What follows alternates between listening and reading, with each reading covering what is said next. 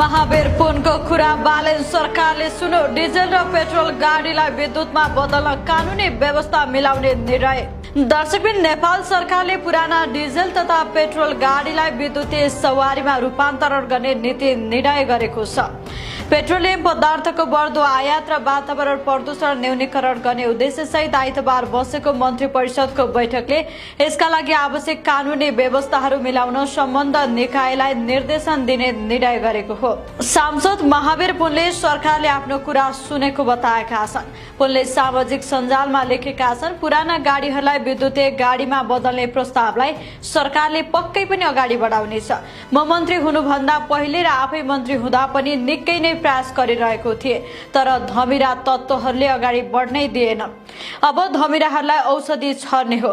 नेपाल सरकारका प्रवक्ता तथा शिक्षा मन्त्री सस्मित पोखरेलले पनि बैठकले वातावरण संरक्षण र इन्धन खपत कम गर्ने उद्देश्यले निर्णय गरेको जानकारी दिएका छन्।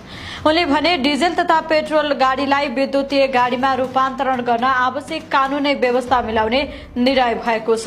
यसले इन्धनमा निर्भरता घटाउनेछ र नेपालको नवीकरणमा ऊर्जाको प्रयोग बढाउन मद्दत गर्नेछ। अहिलेसम्म पुराना इन्धनयुक्त सवारी साधनलाई विद्युतीयमा परिवर्तन गर्दा दर्ता, नवीकरण र प्राविधिक मापदण्ड स्पष्ट नभएकाले सवारी साधनहरूले समस्या भोग्दै आएका थिए। सरकारले गरेको नयाँ निर्णयपछि अब पुराना गाडीहरू कवाडीमा फाल्नुको साटो कम खर्चमा वातावरण मैत्री बनाउन सकिने अवसर खुल्नेछ। यो नीति लागू भएसँगै नेपालमा इन्धनको आयात घटाउने, वातावरण संरक्षण बढाउने र विद्युतीय गाडीको प्रयोग प्रवर्धन गर्ने दिशा थप मजबुत हुने देखिन्छ।